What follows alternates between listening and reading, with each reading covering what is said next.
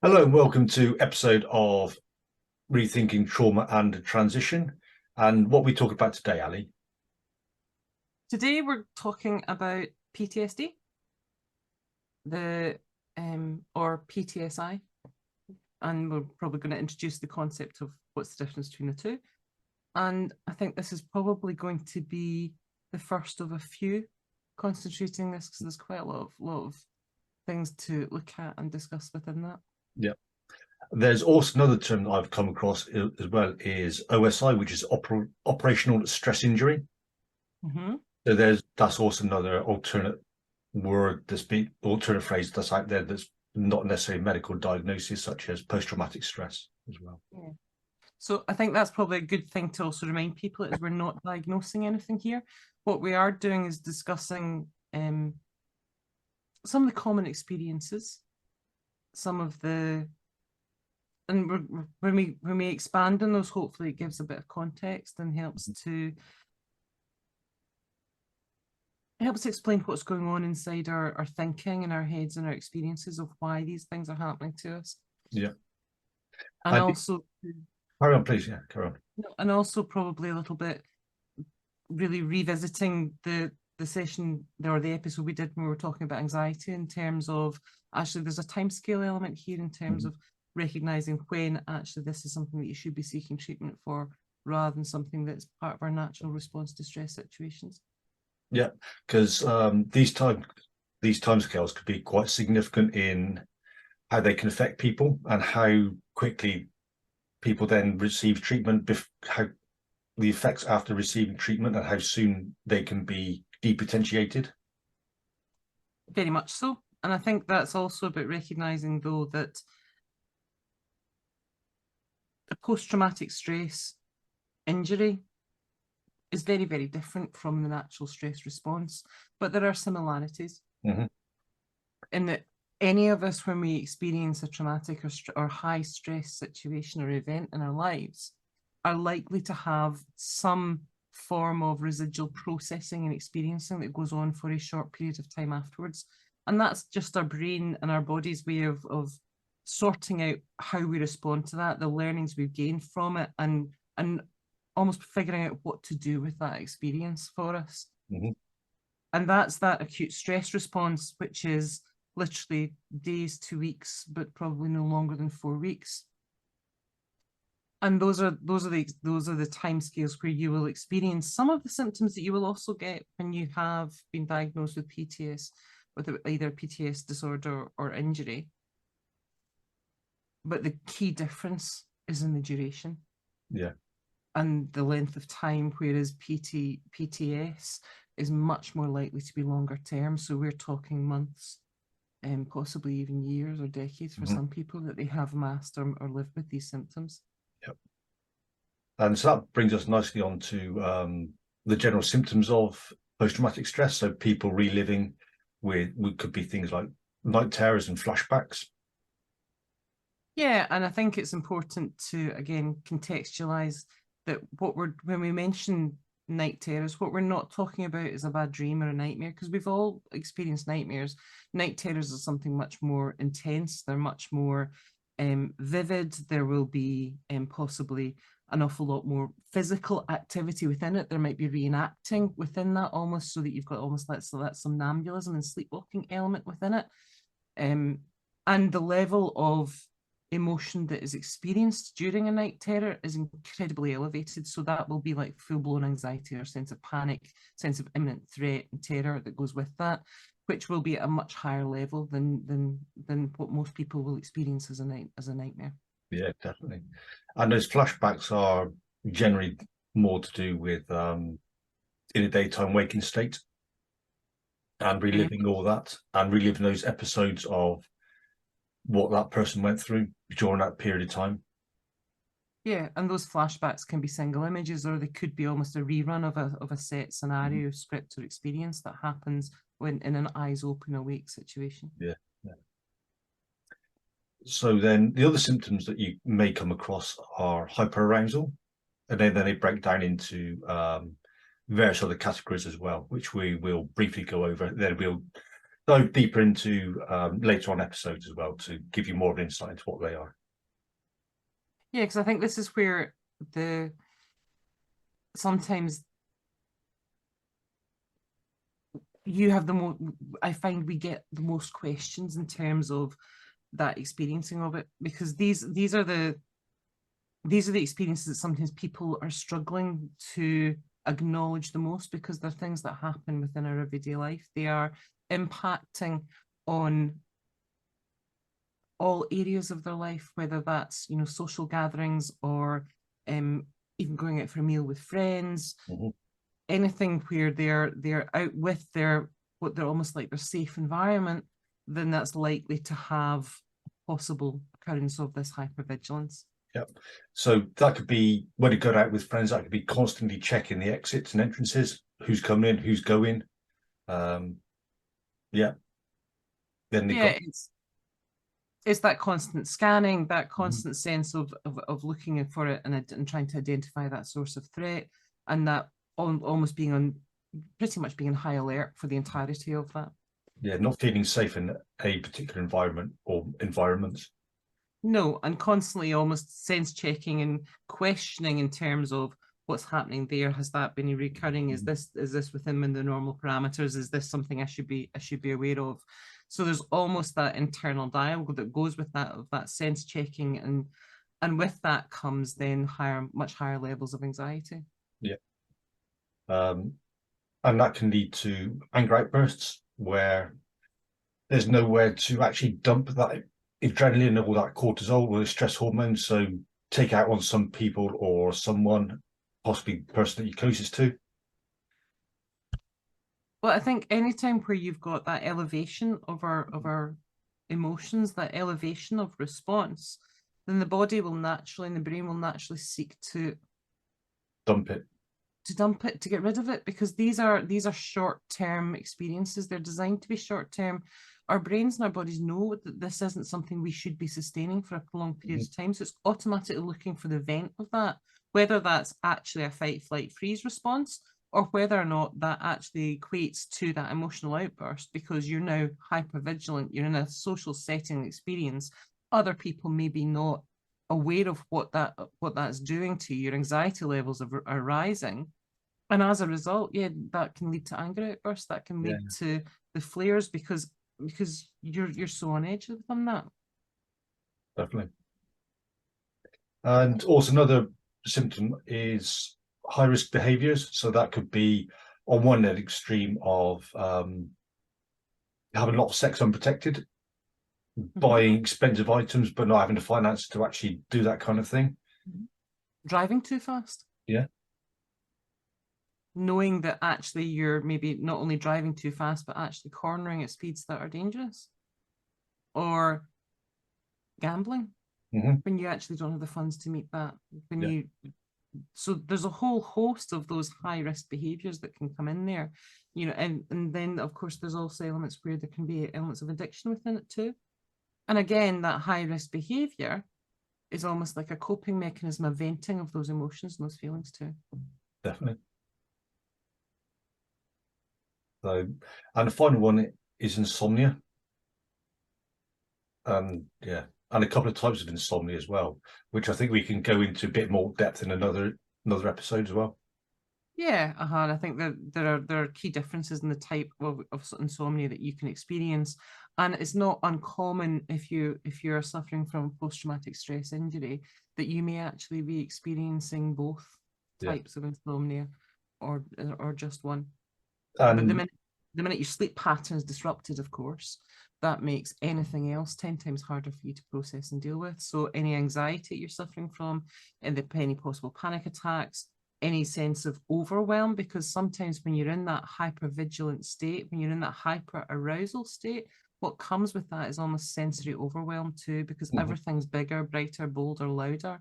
And that means then that not only are you super attuned to every single nuance within your environment, but it seems as though it's the volume and that's been turned right up. The intensity of it's turned right up.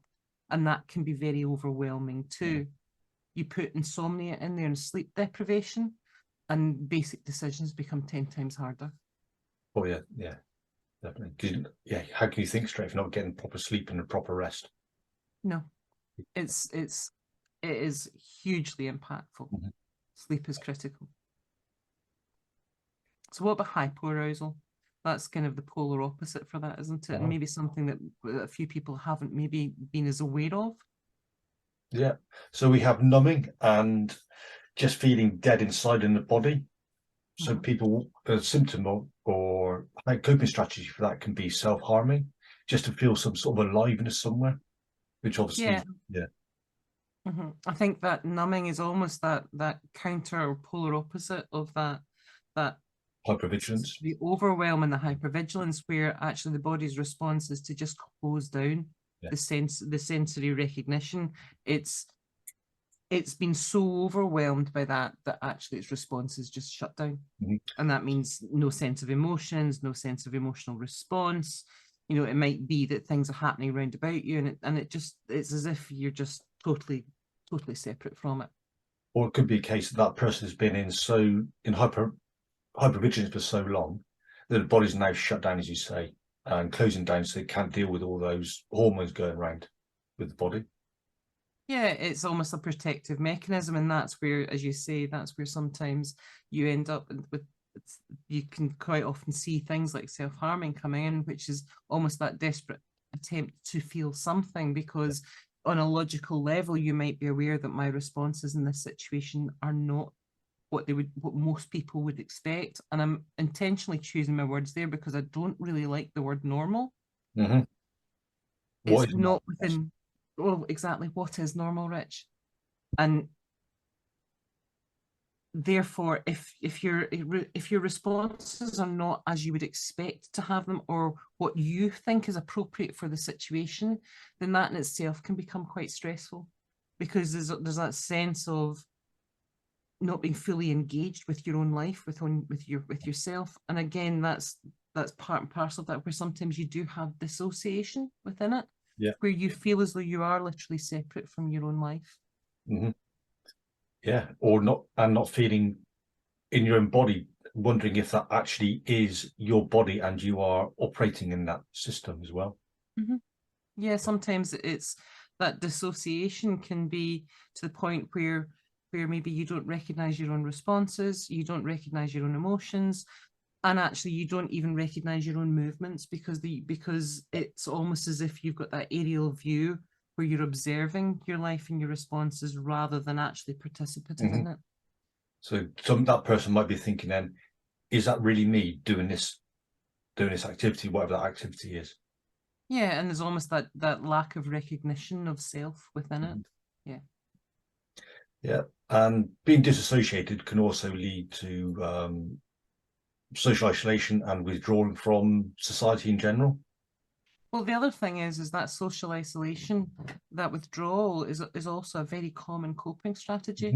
Because if you think about it, if you are in a high anxiety state, if you are in sensory overwhelm, and you're being bombarded with all of these pieces of turned right up information, then at some point, actually, it all becomes too much. And if it's too much to cope with, and it's just escalating those emotions and those responses, then actually there's a pushing to withdraw and to isolate.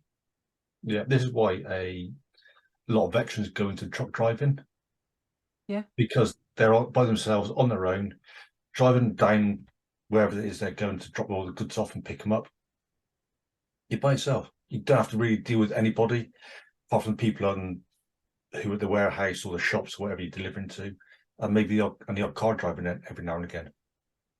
Well, there can be a sense of almost relief from that, because that means then that you're actively choosing to limit your social interactions to help manage that hypervigilance, help manage the other associated symptoms and experiences that you're suffering from as a result of your post-traumatic stress. But the other interesting thing about that social isolation and withdrawal is that sometimes when we are depressed, when we are feeling down, our brain will naturally seek congruence.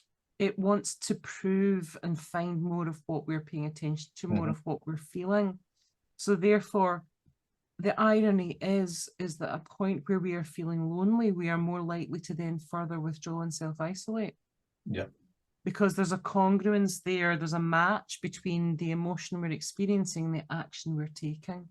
And at some level, our brain thinks it's doing a really good job for us. So there's a part of the brain called the Reticular Activating System. So whatever we are focusing on, we will enhance that and we'll spot more of those kind of things. So many years ago, a cousin of mine said, "Oh, I've never seen so many men pushing buggies around and all that sort of stuff." It was only because he had his child with him, you know, his baby, pushing that around at a cafe. He goes, "Oh, I've never really noticed this before." Or if you buy a new car of a certain make and certain model, "Oh, I've never seen an Audi going around, so many Audis," or whatever happens as well. So whatever you're focusing on or whatever you're thinking about is what you'll be noticing more out in society or in the general environment. It's a bit like I've sometimes described the reticular activating system, or the RAS, as your brain's internal whiteboard, or a bit like your Siri or Alexa listening in, going, "What is it you want me to find for you?" And all of a sudden it starts popping up in your phone, and you're thinking, "Okay, I just had this, I had this conversation randomly with a mate a couple of hours ago, and all of a sudden this stuff's here." That's kind of freaky. Well, our RAS does exactly the same. Yeah. And as you say, buying a new car is a classic example where you think you've bought something really unusual, or sort of that you haven't been fully aware of how many of those are on the road. And then now you've made that decision, you've signed in the dotted line, that car is everywhere. Yeah. Because your algorithms, your whiteboard has that up there, and your brain's going, "Oh, that's what you want me to point out to you today." Absolutely. Then coping strategies, it can be seen as with every behavior, there's a positive intention behind it, even though to the outside world looking in, it's not very healthy, and it probably isn't, but it's a way for the brain and that person to deal with all these other things that we talked about within their coping strategies. So one is eating disorders and not getting proper food, proper meal times, and looking after yourself. Well, I think the idea of quite often we hear people talk about some of these things as if they are the issue themselves. So classic examples could be things like, people will mention things like OCD. They'll mention things like disordered eating, when that could cover everything from things like anorexia, bulimia, to maybe you've got very specific or limited food patterns that you use, or you are just not eating enough of a diet or enough of a structure within it, or gorging and binging.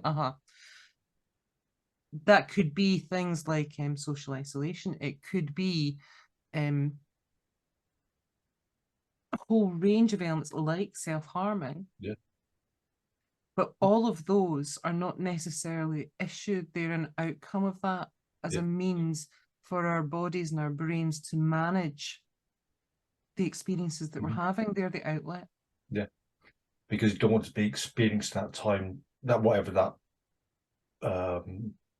say that flashback is, whatever it is, that's a way of dealing with that, and not actually going, right, I do actually need some help to get over this symptom.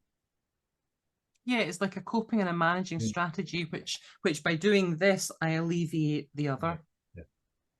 Whether that's I cover it, whether that's I vent it, or whether that means that actually I become so absorbed in this other that the original one I can kind of put to the side and almost ignore for a little while I do this other that I now use as a coping strategy. Yeah. So as we mentioned before, so we've got eating disorders, self-harming, self-soothing. Yeah, quite often we will naturally self-soothe, and I think that's quite an interesting one to talk about possibly later on when we talk about some common self-soothing actions and the purpose they actually serve and how they actually work. And then we have those high-risk behaviours and addictive behaviours in there too. Yeah. So we got a question for you. In fact, so why do you term it as post-traumatic stress injury and not disorder, Ali? I have my theories as to why it's an injury and not disorder. And so before putting you on the spot, to give you time to think, I believe that people can, to less or greater extent, heal from that event, and they can have some form of recovery. What that recovery looks like, I have no idea, because everybody's different. And in some way, maybe those flashbacks will be lessened. Maybe that hypervigilance will be lessened, going from on a scale from 100% recovery to 0. Maybe 2% is all somebody will get. Yeah, somebody might get 80%. Who knows? But I believe that people can recover from it to a certain extent. As I was listening to you talk there, Rich, there's a phrase that kind of jumped into my head, because I would agree with everything you said, but I'm going to expand on it a little bit. Because the phrase that jumped into my head is, a weed is just a plant out of place. Mm-hmm.